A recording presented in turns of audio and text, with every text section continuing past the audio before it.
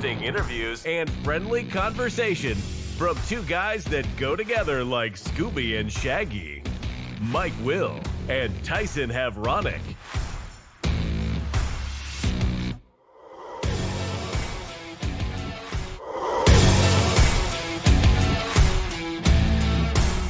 Well, good morning, everyone. Welcome to another edition of Huddle Up here on Extreme Sports. Welcome to a Thursday, the 22nd day of January for 2026. Mike Will, Tyson Havronic, up and at 'em here this morning. We've got all of your news, weather, and sports that you need to get out the door here this morning. Plenty to talk about. The show is going to be jam-packed here today. The Nebraska men's basketball team, they won again last night. They're now 19-0 in the season. The Huskers knocking off Washington at a sold-out Pinnacle Bank Arena. Final score of 76-66. But in the process, lost Nebraska guard Braden Frager. He turned an ankle early in the ball game, did not play in the second half. He showed up in the second half with a walking boot on. So we'll talk about how that's going to affect the Huskers here down the stretch. The Nebraska women's basketball team used a huge rally in the third quarter to overcome a 13-point halftime deficit. But then Wisconsin outscored the Huskers 10-2 in the final 3.5 minutes last night, as Nebraska fell to Wisconsin on the road 63-60. Nebraska football coach Matt Rule will make $8.5 million next season, according to some contracts that were released yesterday. His assistant coach is going to make nearly $10 million. We'll dive into that this morning. Nebraska quarterback commit Trey Thomas is transferring to Millard South for his senior season.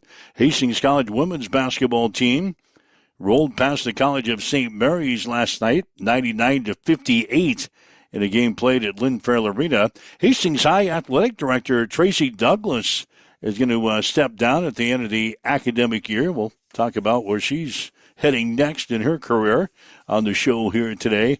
The Nebraska Kearney basketball teams in action tonight against Central Oklahoma. And the Kansas City Chiefs have hired a new head coach.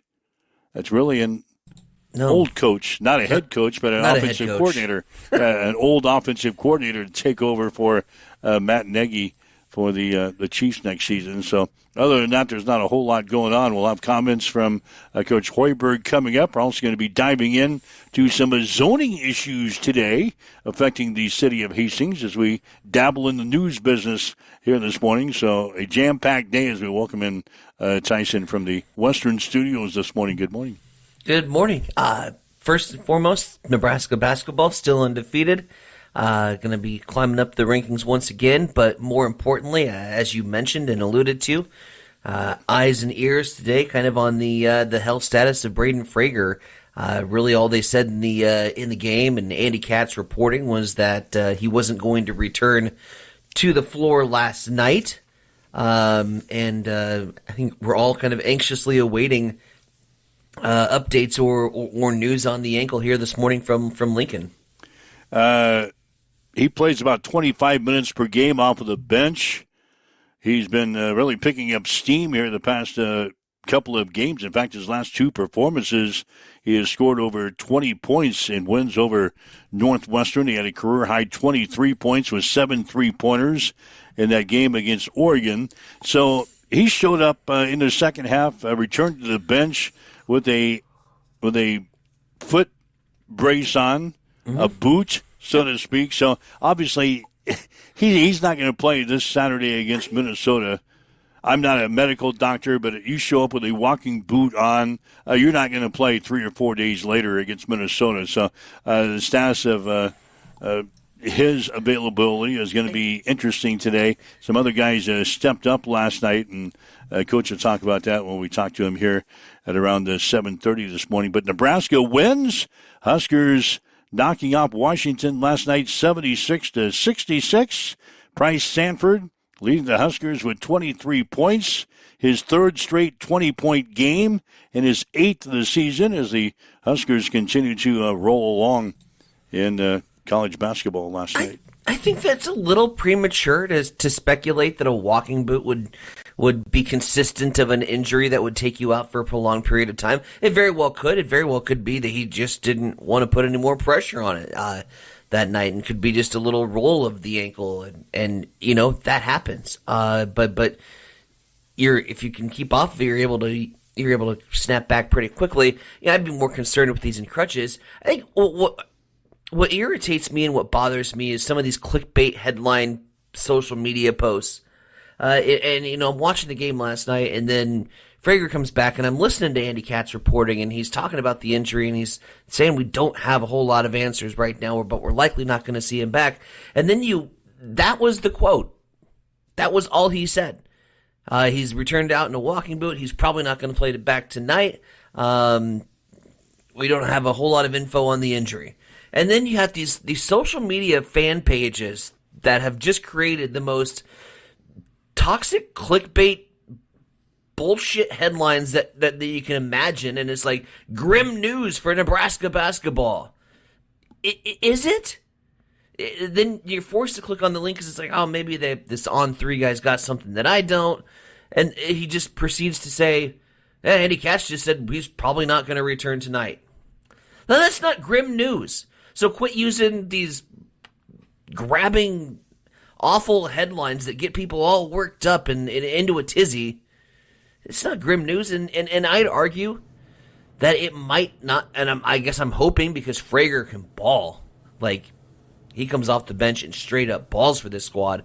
I'm hoping it's not as serious, but I don't think we can speculate just because it's a walking boot. I'd be more concerned, obviously, if it was walking boot and crutches. I'd be like, shit. But in this situation, just a walking boot, and until we find out more, I think it's hard for us to speculate. We'll find out more today. They'll be evaluated. I'm sure this morning we'll hear more by, I would think, by early afternoon. So anyway, that's what happened with Nebraska basketball last night. One other thing that popped up yesterday as far as Nebraska is concerned, Nebraska quarterback commit Trey Thomas is transferring to Millard South for his senior season in high school.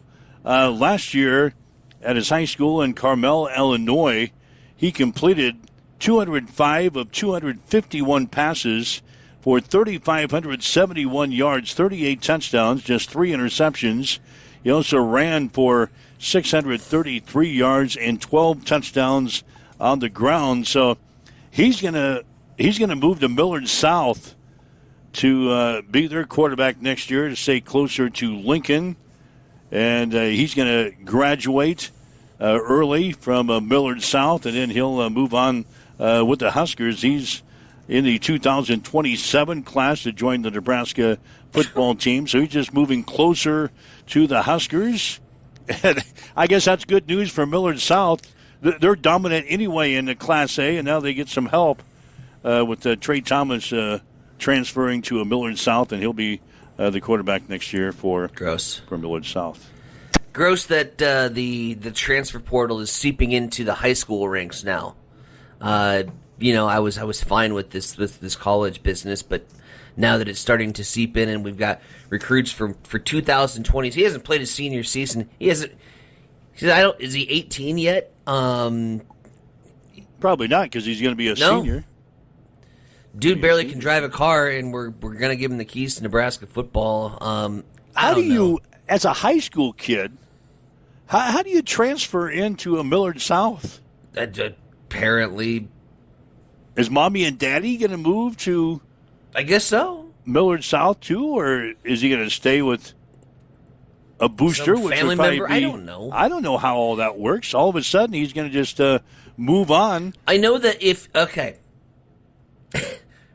little parenting thing here. I don't know. I'm not a parent, so I can't parent. But if you are so invested in your child to have an athletic career that you uproot your lives to send your kid to another high school in another state,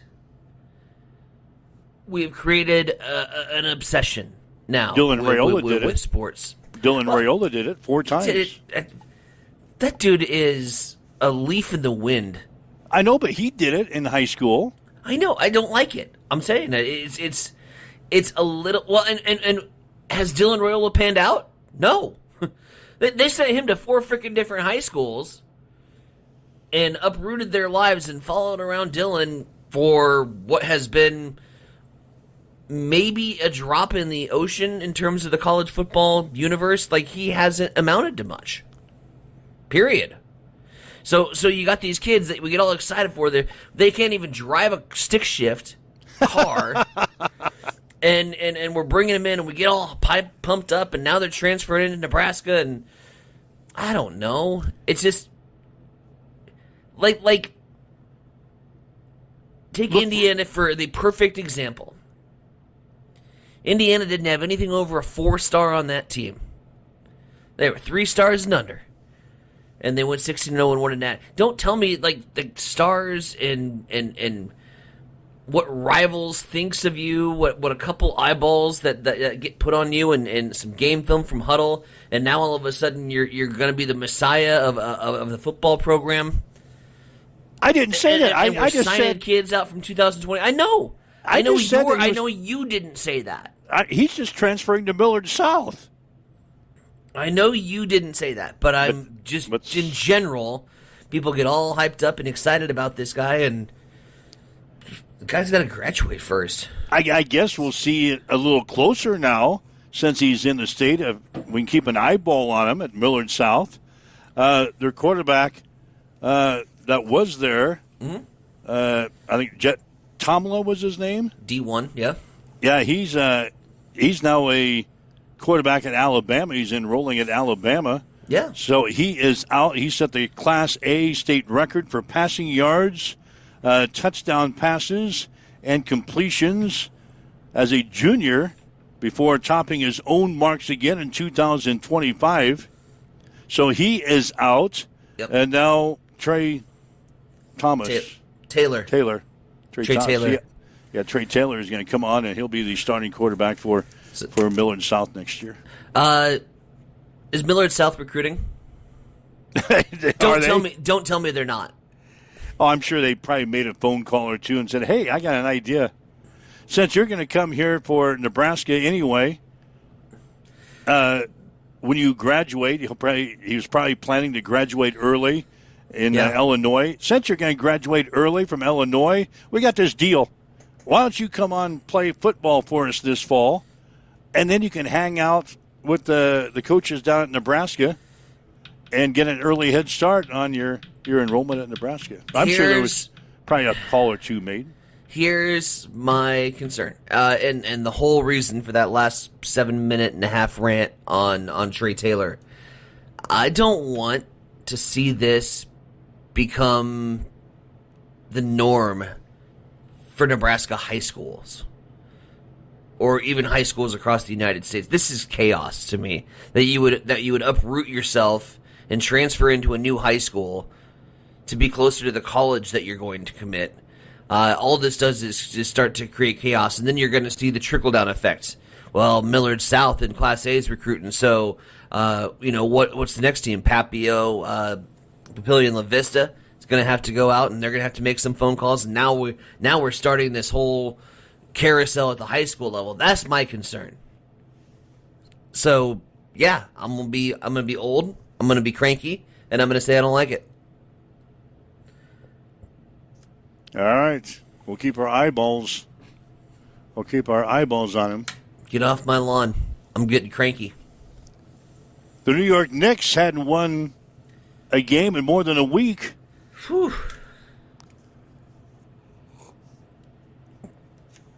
Hello? But last night they hadn't won like they did last night.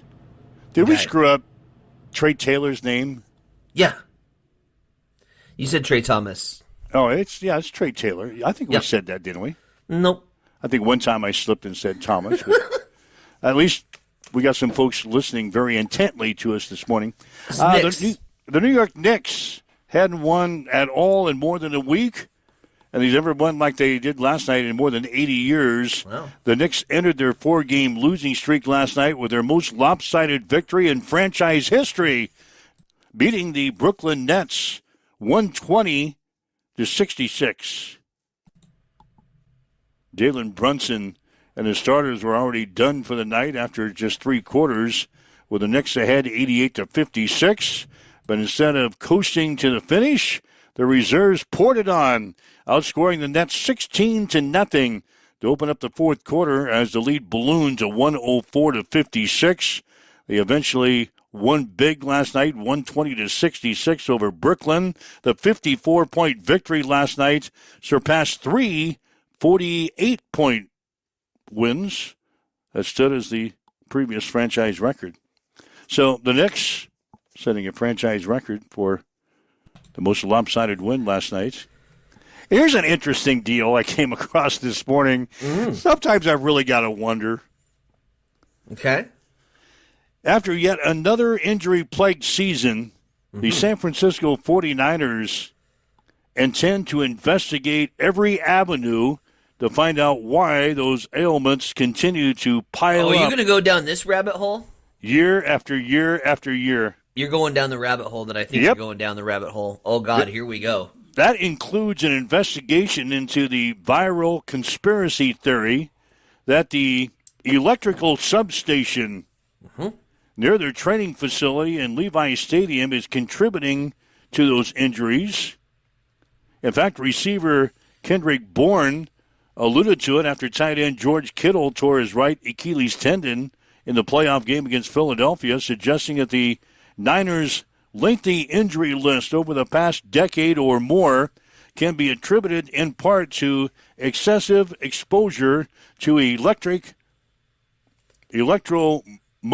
force. Hell, I don't even know what that is. Electromotive force from the substation.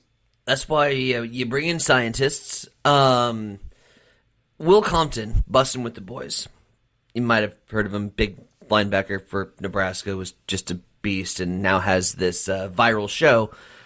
He's got a thread on social media. He found this scientist that has like charts and graphs and logic behind it all. Take some time and read through the scientific reasoning in that thread. It's a rabbit hole, and I'll be honest, it's one of the conspiracy theories that I'm starting to sink my teeth into. Really? Yeah. So it's not as bizarre as I thought it was? Very convincing. And very compelling arguments. It is a fascinating read. If you have like 5 minutes of some scroll time today, if you have to take a number 2, I suggest hopping onto Will Compton's thread. He made it about last week. And then this just goes into the scientific reasoning. You scroll any TikTok videos, if your algorithm is football basically only, there's a lot of good stuff on it. But there's a lot of scientific backing to back up that claim. Really? Yep. Theory has been shot down evidently by various scientists and medical professionals that excessive exposure to electromotive force could cause injuries to a football team. But San Francisco is going to look into it. Absolutely. They'll probably spend millions of dollars looking into it. So don't hang out near power stations because of electromotive force.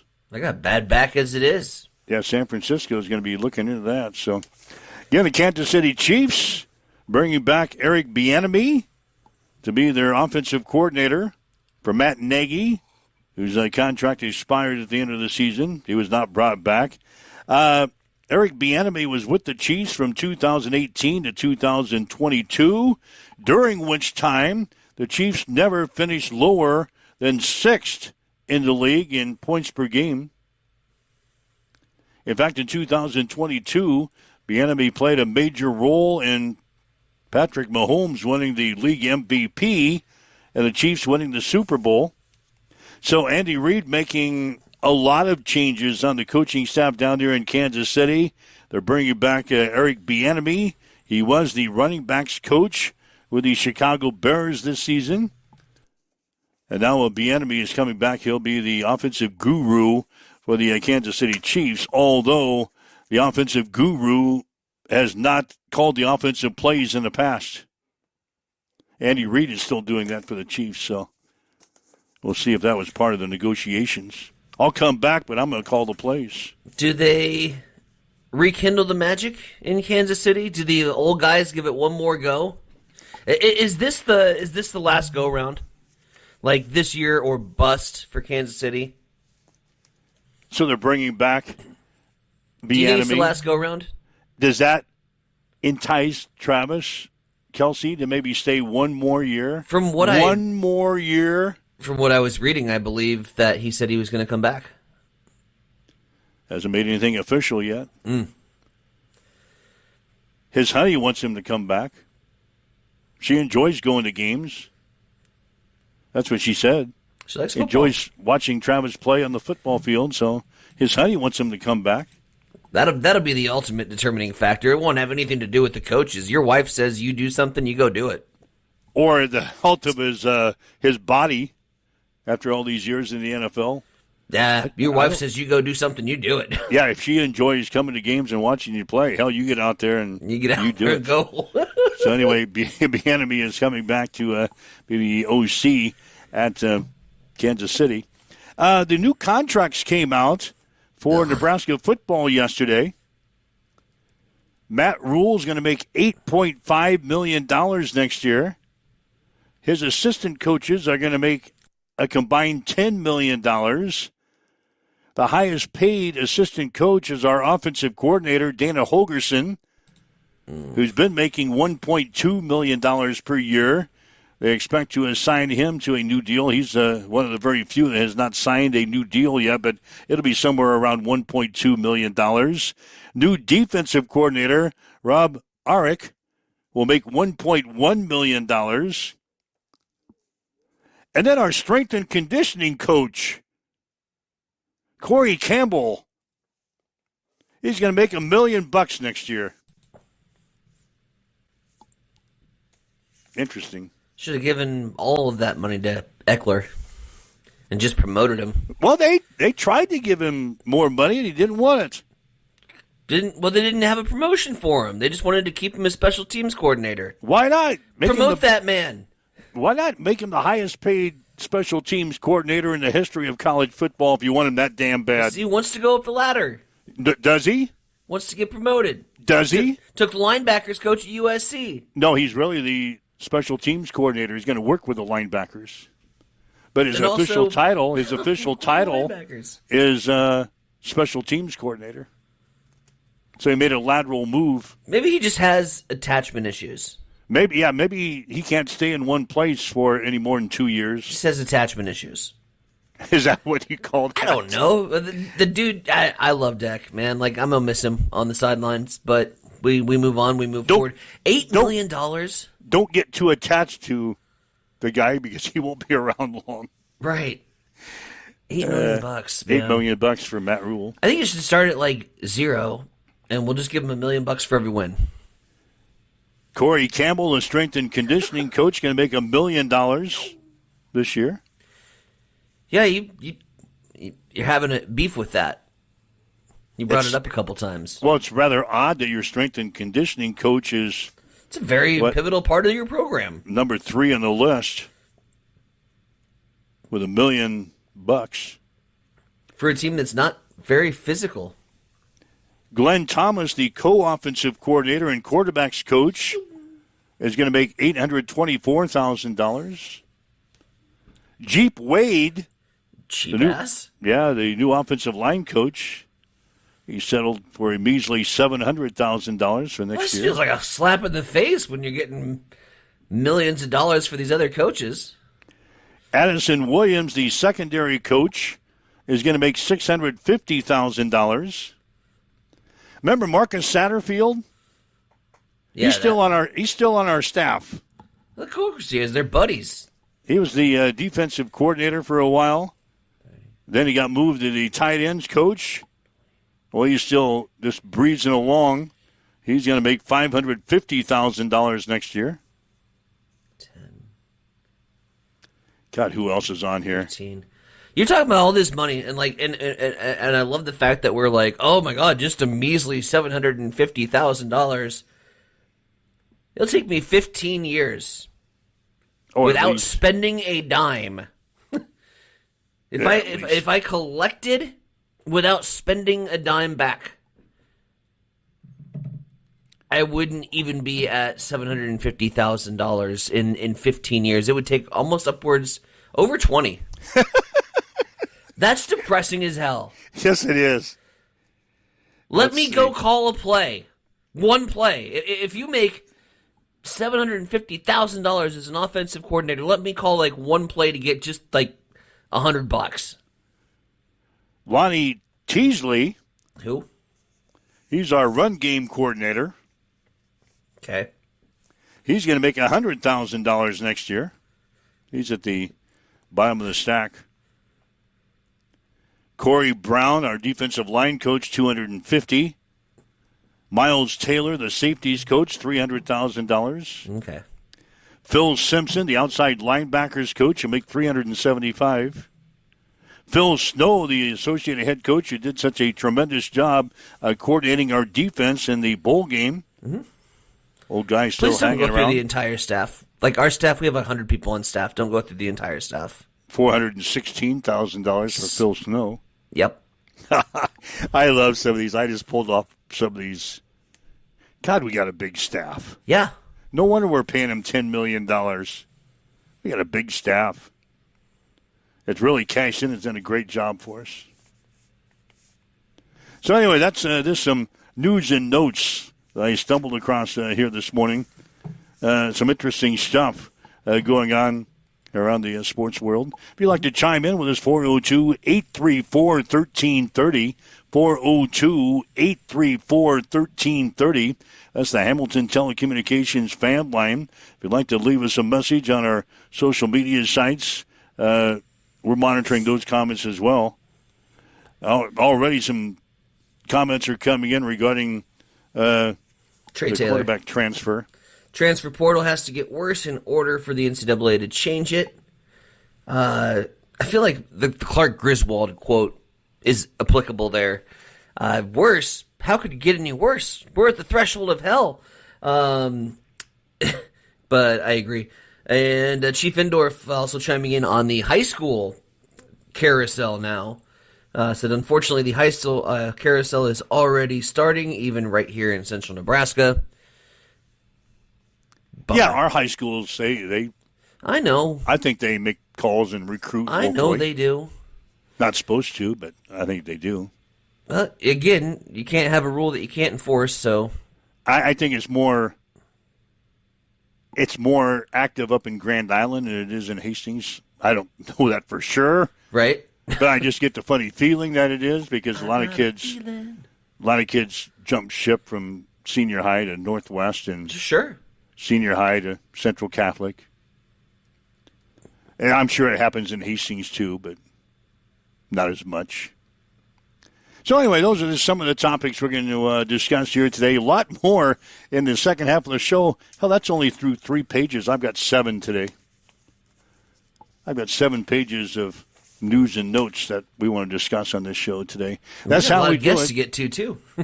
Yeah, we got a lot of guests. That's how we do it on this show. Anyway, waking up with Mike and Tyson here this morning at 7:28 on Extreme Sports.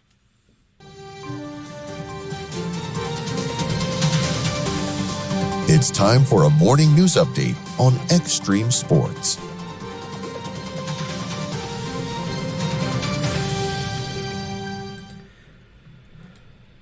We will start at the governor's race, where we are learning more about Nebraska Governor Jim Pillen's Teletown Hall that was organized before his re-election campaign.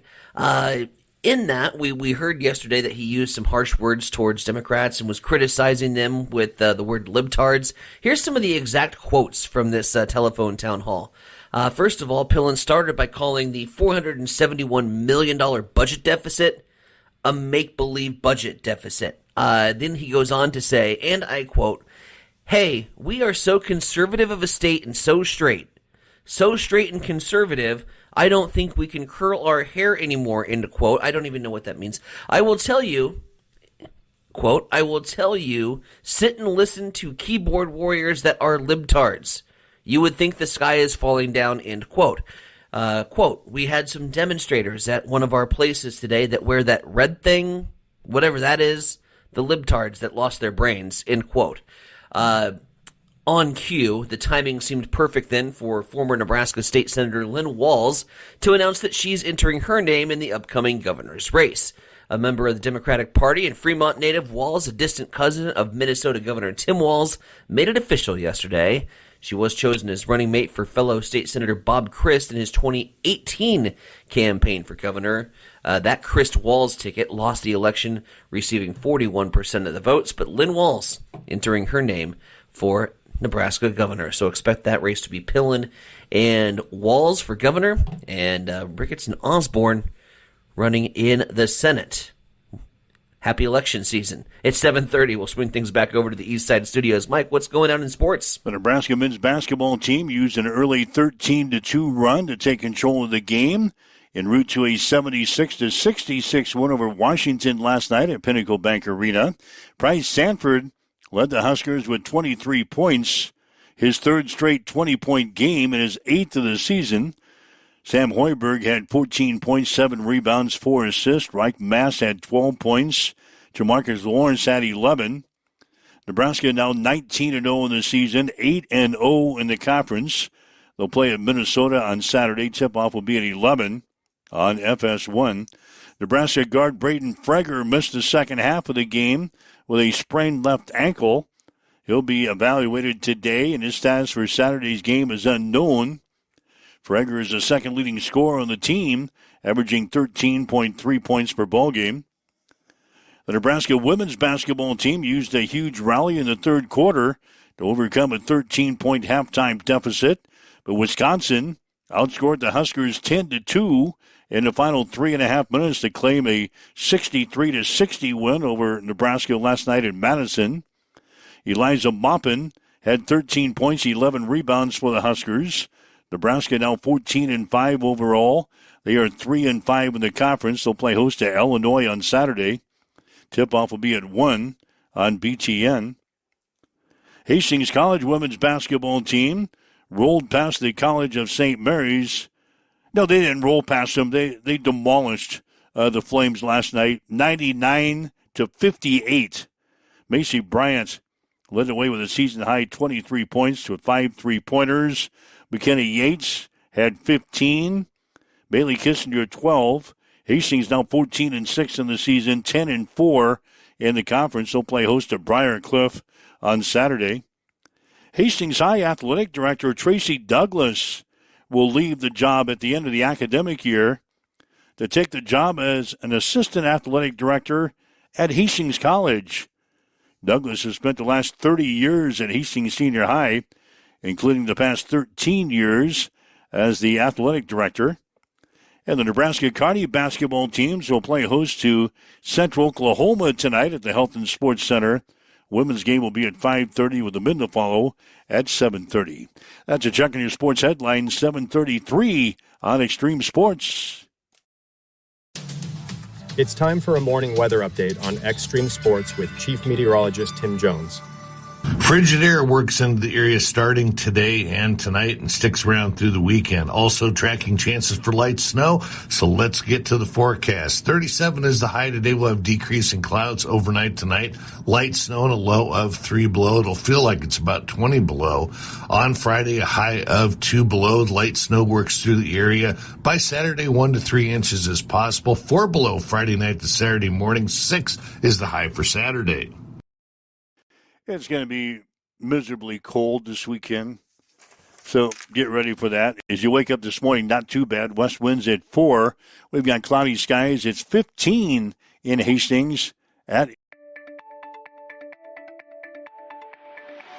Hi guys, this is Justin Consrick with Adam Marshall Land and Auction. Just wanted to talk to you about how we do things. I talk to farmers every day.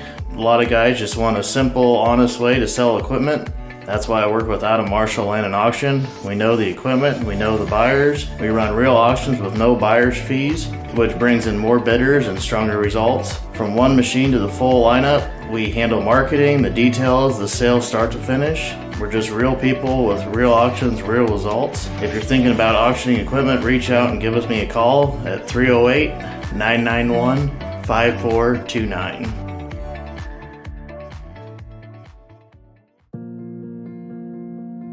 I'm John Butler, funeral director and owner at Livingston Butler Volland Funeral Home and Cremation Center in Hastings. And I'm Nikki Butler, the Advanced Funeral Planning Specialist.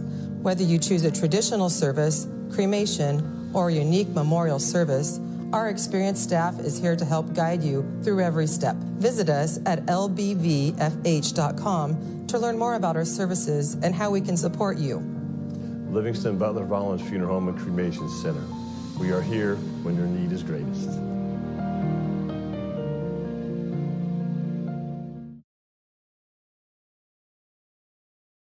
Hamilton has been providing IT solutions for businesses across the state of Nebraska for more than 3 decades. We know that Nebraska businesses are a driving force of support for the communities in which we live and work. We keep them connected and protected by delivering cybersecurity, hosted phones, and managed IT. We are grateful to be part of our Nebraska communities and to support their technology needs. More information at NASCAR fans, it's time to put your race knowledge to the test. Welcome to the Extreme Sports Fantasy NASCAR League. Pick your drivers, score points every week, and climb the leaderboard as the season heats up. Create your own league to battle your friends or join the official Extreme Sports League and compete with fans everywhere. Want into the Extreme Sports League? Email info@x-streamsports.com. Ready to race? Sign up today at x-streamsports.com/fantasy.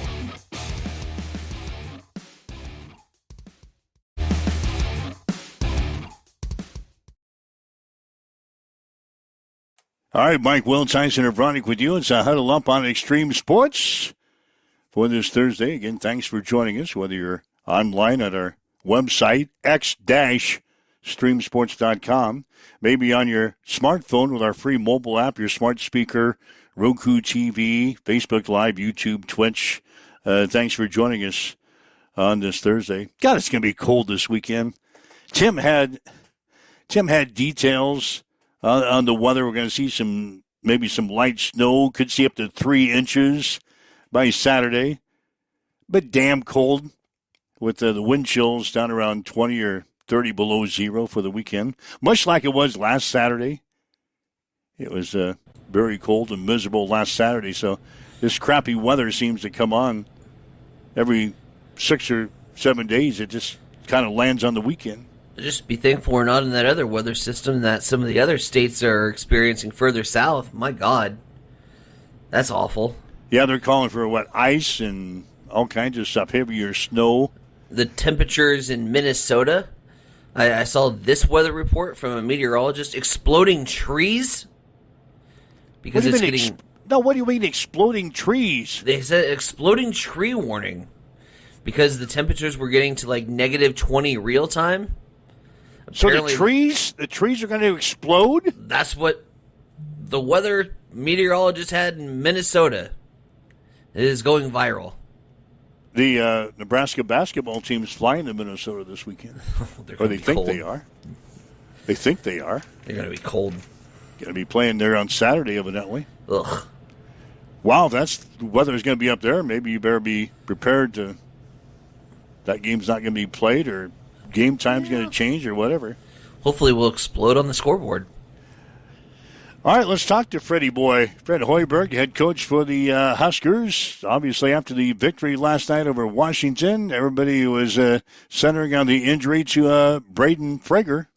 Yeah, I just told the guys in the locker room, everybody's got to be ready. Braden's given us a lot, obviously, this season on both ends of the floor, and everybody's got to be ready to step up in his absence and contribute. And I thought guys did that tonight. I thought Jared gave us some good minutes. I thought that lineup with Kale in there at the end at the 4 gave us some good defensive versatility. And, we've got guys that I think with everything that we've done are built to play big minutes. And we're going to have to probably change some things in practice now. And, we get pretty physical with them at times with when we have to. But you may have to change that up a little bit now, especially, we got 2 games here in obviously a very short amount of time, heading into a really tough Minnesota team on an early game on Saturday, so we won't do a ton of live reps in practice the next couple days, and then we got another 2-day prep after that. So, we'll get through it. Next man up mentality. That's how it goes in this business, and I'm confident in that locker room. And the coach said the Huskers had to play a physical game with the Huskies last night. Yeah, they were unbelievably physical, and that's what they do. Steinbeck is an absolute monster, and he's one of the best I've seen at, get his own miss. And I thought we did a better job on the glass in the second half with him. He had 4 in the first, I think 1 in the second, but he was wedging us out of the paint pretty good. So, listen, we did a lot of good things. We got up 18 in that game. I thought our offensive rhythm was really good with the exception of the end of the first, and then we were just trying to hang on there at the end in the second half. But, I thought our rhythm, you shoot over 50% against, I think, a really good defensive team, a really physical team. And it's a good win. I thought they made some tough shots in the first half. They made some mid-range contested ones. That's what we live with our defense. And, you shake their hand when they make those. And if you keep doing it and keep giving those up, you're going to have good success. But, they did beat us up a little bit in the paint. There's no doubt about it. There's a lot of things we're going to learn from this game. But at the end of the day, it's a double-digit win in Big Ten play. That's a hell of an accomplishment. And the coach says the Huskers got some good minutes last night from Jared Garcia, who stepped up. It's good to see Jared knock down that 3 in the first half of that. He had a really good post move and got to his jump hook there in the second and got a couple good rebounds for us as well. And obviously his role will change a little bit moving forward here and just continue to grow and continue to understand. We put him on the 5 a little bit out there, and he went over the 4. I thought he struggled a little bit on the defensive end, but he's got to be on point now with everything that we got going. And again, I thought BK was really good. I thought BK was what did he play? 28 minutes. Was efficient. I thought made some really good passes out there, and 18 assists, 8 turnovers. That's pretty good. So. Again, I thought everybody on the floor made a big contribution. Again, so it was Price Sanford leading the way for the Huskers last night. 23 points. That's his third straight 20-point ball game. He's got a lot of confidence, and we're going to do everything we can to find him. Thought we ran a couple good actions, and our guys made good plays. They set good screens to get him loose. And, again, when we get stops, when we get out in transition, we got to find we always have to know where Price is, and our guys have done a good job recognizing that. So the Huskers picking up the win last night over Washington, 76-66. Nebraska now 19-0 in the season. They will play at Minnesota coming up on Saturday. Scheduled tip-off time, 11 o'clock on FS1. So Huskers winning last night, sold out Pinnacle Bank Arena in Lincoln. That's going to be kind of the norm, I think, for the rest of the year. I think everything is just sold out the rest of the way. So a lot of fans getting behind the Huskers, and they continue to roll along. Cakes, eggs, and basketball Saturday morning. Let's do 11 this. o'clock. All right, let's swing into the news world here. You had a chance to sit down with some city officials yesterday. That's right. Kevin Kubo, Ember Badalin, they are putting together the comprehensive plan for the city of Hastings. This is something we've been talking about for the better part of a year on the show. It's something that has not been done for the city of Hastings since 2009. Well, part of this comprehensive plan is new zoning maps, basically kind of how the city is going to look. We dive deeper into that with the Development Services Director, Kevin Kubo, and City Planner, Ember Bedlin, this morning on Huddle Up. Okay. And then a City Planner and Development Services Director. Yeah. Okay. And Kevin Kubo? Yes. Perfect. Alrighty. We will go ahead and get rolling here. Okay. It is Central Nebraska's newest morning show, Huddle Up, this morning here on Extreme Sports, as we recap and head over to the Development Services building here in Hastings, and are joined by City Planner Ember Badalin and also Development Services Director Kevin Kubo, both joining us here this morning for kind of a roundtable discussion on some meetings that are going to be taking place. In fact, one tonight over at the Hastings Public Library. In regards to the city plans and about city zoning. And so first of all, thank you so much for joining us this morning. Yeah, thanks for having us.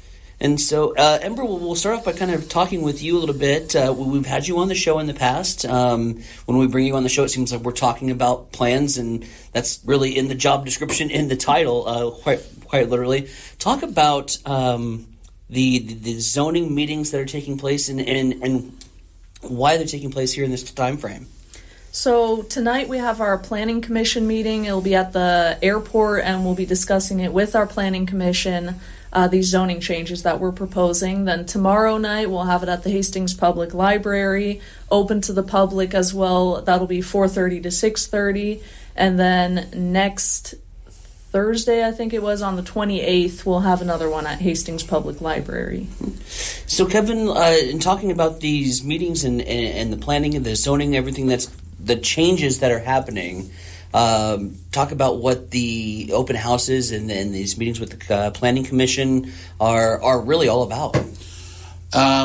What it's really all about is we need and we want the public's input on these zoning changes that we're proposing for the city of Hastings. I can't reiterate enough that this is their code. We're writing their code. We need to know what they want and what they need for their city. So these public meetings are important that they can express their wants and needs or what their opinions are of where this city should grow and how they should grow. And this is one of those tools that we're going to use to help push that growth. And creating new districts and realigning other districts to make our zoning map a more fluid map. As far as the zoning map is concerned, and you can both jump in at this answer or whoever wants to go first, but is everything kind of up for realignment, so to speak, when it comes to putting this zoning map together here with these meetings? Yes, it is.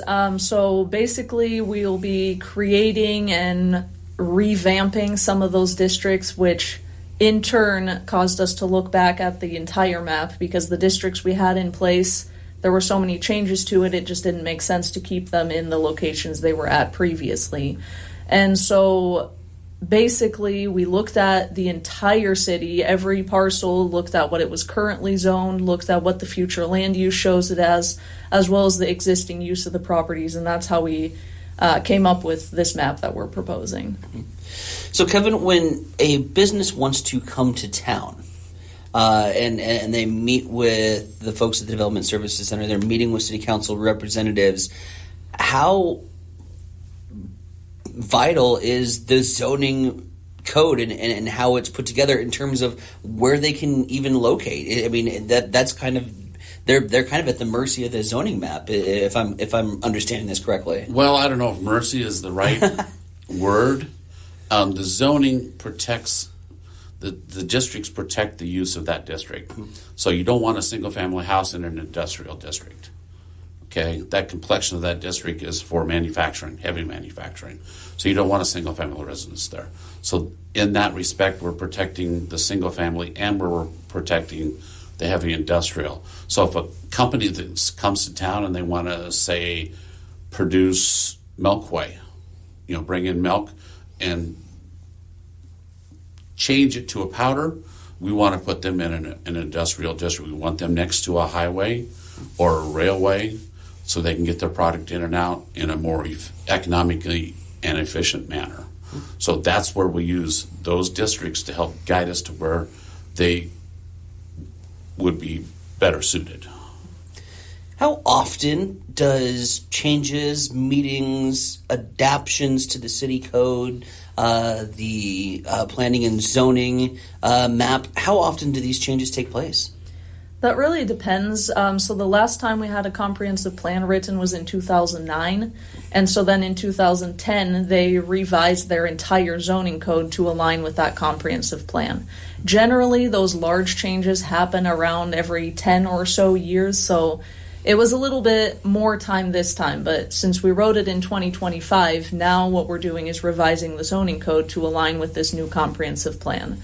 Other than that, there might be smaller changes to code. So, for example, say in 3 to 5 years, there's big changes in the community that we either weren't expecting or what we have in our zoning code is just not working, then at that point in time we might revisit the code, make some minor changes. But generally those big changes happen every 10 or so years.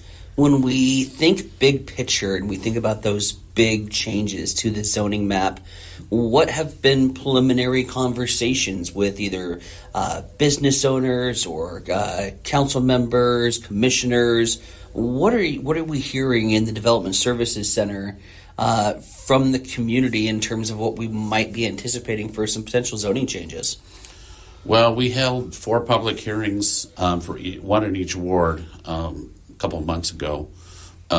We invited the public, and we received very little input from the public at that time. We did do a survey. We did the public meetings were for our certified local government. That's another avenue that we're taking at the same time. But we also asked questions in our survey of what they want their districts to look like or what they want their neighborhoods to look like.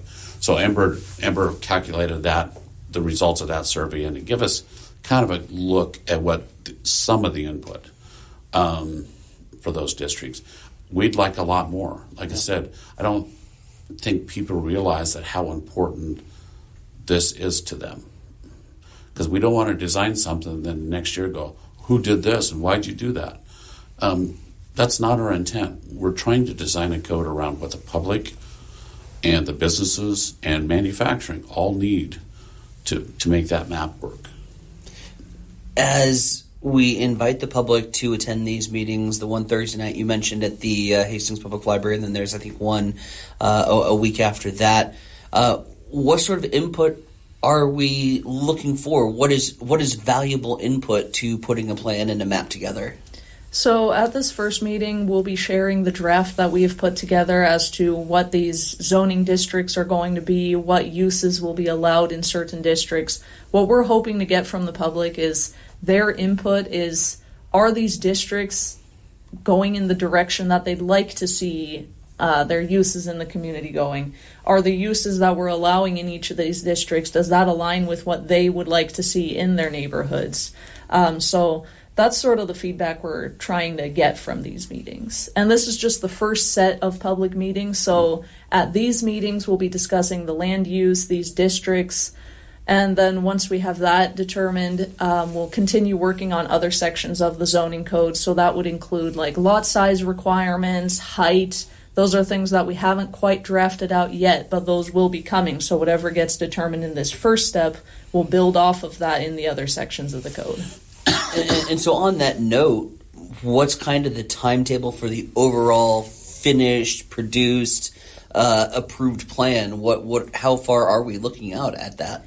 So we're sort of tentatively anticipating November of this year. That really depends on, well, first off, how much feedback we get, because if the draft we've written now, if that's not at all what the public's looking for, then we'll have to go back to the drawing board, revisit those sections before moving on to other sections.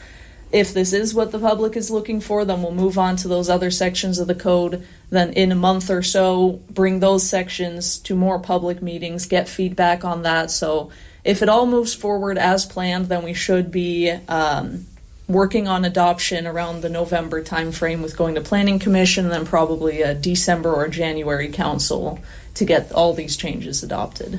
Again, searching for public input, seeking public input, vital. To have public input as we put this plan together. Informational meetings, opportunities to provide your input coming up this Thursday evening at the Hastings Public Library.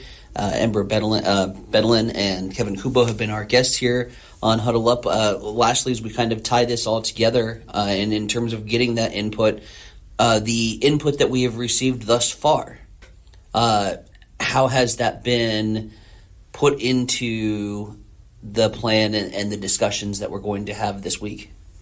So we did a neighborhood character survey at the end of last year, which we were basically asking people, we provided them with a couple of different pictures of where they'd like to see their garage located on the lot, for example, what types of housing they'd like to see in their neighborhoods. And so a lot of the feedback we did receive on that survey is sort of aligned with what we were proposing in this draft.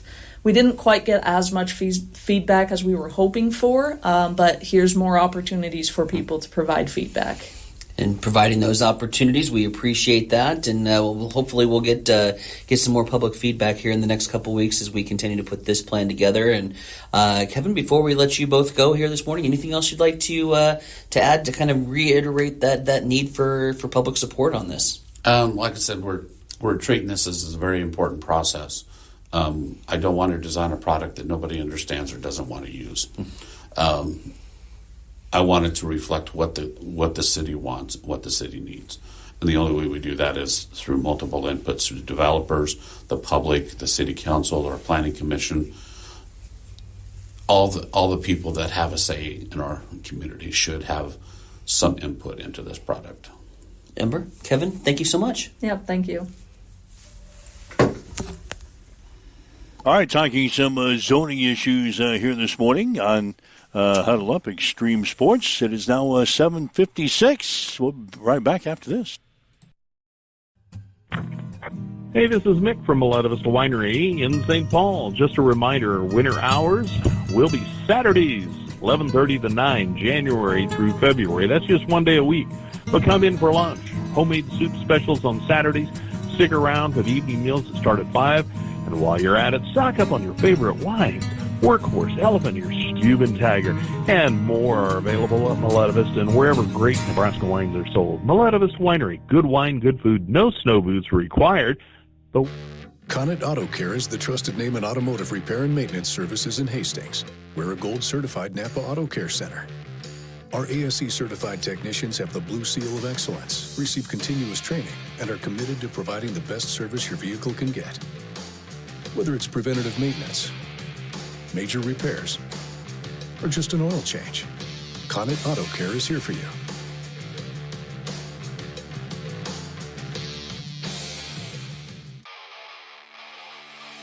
NASCAR fans, it's time to put your race knowledge to the test. Welcome to the Extreme Sports Fantasy NASCAR League. Pick your drivers, score points every week, and climb the leaderboard as the season heats up. Create your own league to battle your friends, or join the official Extreme Sports League and compete with fans everywhere. Want into the Extreme Sports League? Email info@x-streamsports.com. Ready to race? Sign up today at x-streamsports.com/fantasy.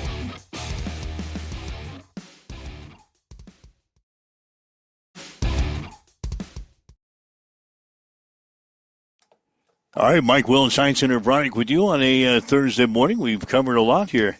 The sports and news scenes, tell you what's going on, get you out the door here this morning and begin the Nebraska men. They won last night over Washington. The Nebraska women, they lost to Wisconsin. Hastings College women's basketball team, they beat the College of St. Mary's last night, and the UNK men and women in action tonight as they will play home games against Central Oklahoma beginning at 5:30. Just some of the things we talked locally today. Hastings High Athletic Director Tracy Douglas leaving her job at the end of the academic year. Going to take a job as the Assistant Athletic Director at Hastings College.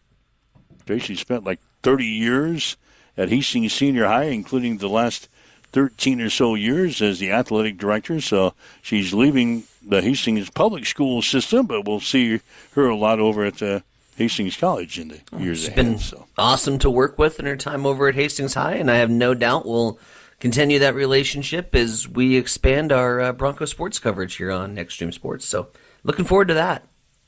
All right, some of the things are going on. If you'd like to listen to the discussion again that we had in the first half hour concerning what has turned out to be high school recruiting now.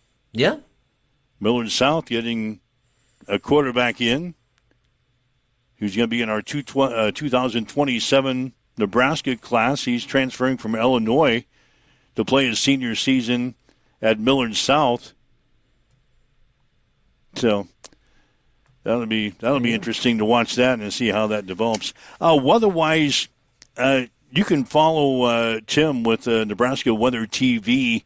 He's got all the details coming out on what you might expect this weekend. We'll try to get him on the show tomorrow to dive into what we're going to get weather-wise for the weekend. It doesn't look like a major storm coming through, but it's going to be miserable. It's going to be cold with maybe up to 3 inches of snow by Saturday. But we'll try to get Tim on the show tomorrow and get us an update. But that's just what's ahead for us. A potential for 3 inches of snow, some really cold weather. How disastrous are the grocery stores going to be today? You don't have to run to the grocery store. I know, but how disastrous are they going to be? Oh, it's going to be full. Why do people do that? Dude, I have long wondered, as a Nebraskan that has endured several winters and several winter storms, like, it's okay. You don't have to hunker down like you're never going to see the sunlight for until March. You don't have to stock up the war room. And why is it always bread and milk? Yeah, like you're going to live on bread and milk for 3 months? Right. What are we doing here? Bread and milk are like the main things that people get. And I think it's just like naturally ingrained in the system. Oh, it's going to snow. Better go stock up on bread and milk. I don't know why people do that. I'm stocking up on frozen pizzas and... Yeah, you would think something you're going to eat. Frozen pizzas, beer, not bread and milk. Yeah, I'm in no danger of getting into an altercation for the last loaf of wheat bread. Go ahead and take the last loaf of wheat.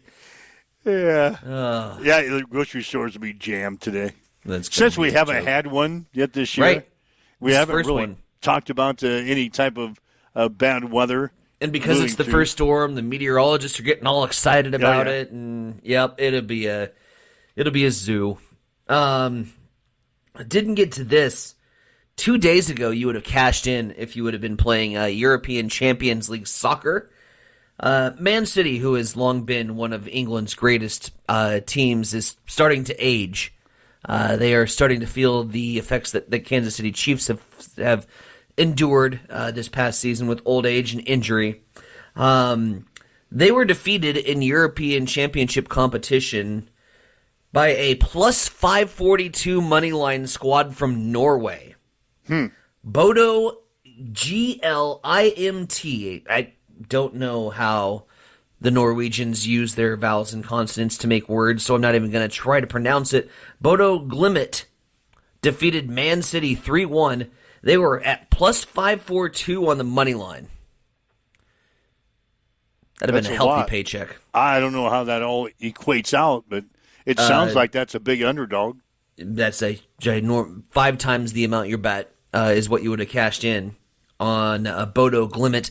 Now, the fun part about this, Man City was so distraught by their own performance, they paid for their fans who traveled to Norway for the game. They paid for their tickets and lodging. They said, you shouldn't have to pay to watch this crap. That's and great. And they took out of their own salaries to pay for their away supporters. Absolutely crazy. Yeah. The other stat I wanted to get in before we let you go today, TV viewer numbers. I'm still waiting to see the bet line from the College Football Championship. But TV viewing numbers have been announced for the AFC matchup between the Bills and Broncos. And at a 39.59 average, peaking at 51.284 million viewers in overtime, according to Yahoo Sports. The Bills-Broncos divisional round matchup was the most watched Saturday, not all time, but Saturday telecast on any network since the 1994 Winter Olympics. Yeah, that was a good game. It was a hell of a game, and it was on Saturday. So a lot of people saw it. Saturday afternoon. Look at how many eyeballs were on something that was taking place on a Saturday instead of a Monday night. Speaking of that, we got the Blazing Five tomorrow. Oh, shit. I was hoping you'd forget. As bad as we were last week, yeah, we got the Blazing Five tomorrow. 7:30 starting time. We'll pick the winners in the AFC and NFC championship game. We'll pick the over-unders on both of those games. And then our favorite prop bet for the weekend, which will get us up to 5. Love it. So the Blazing Five will continue tomorrow at 7:30. Let's go find the player prop sheets. they're out there. That'll be my task today: is find the perfect anytime touchdown. All right, we'll do that tomorrow morning at 7:30. If you'd like to listen to the show again, just download the podcast. We talked about a lot of things today, a lot of interesting subjects on the show. You can listen to our interviews, our comments we had from head coach Fred Hoiberg, and anything else that you may have missed throughout the last hour or so. So download the podcast and listen to us again. Or if you missed the show, hell, you can listen to the entire hour if you want. Anyway, be here again tomorrow morning, 7 o'clock. Huddle up on Extreme Sports. Have yourself a great day. You've been listening to Huddle Up on Extreme Sports, Central Nebraska's new home for sports. Join us every weekday morning from 7 until 8 on Extreme Sports.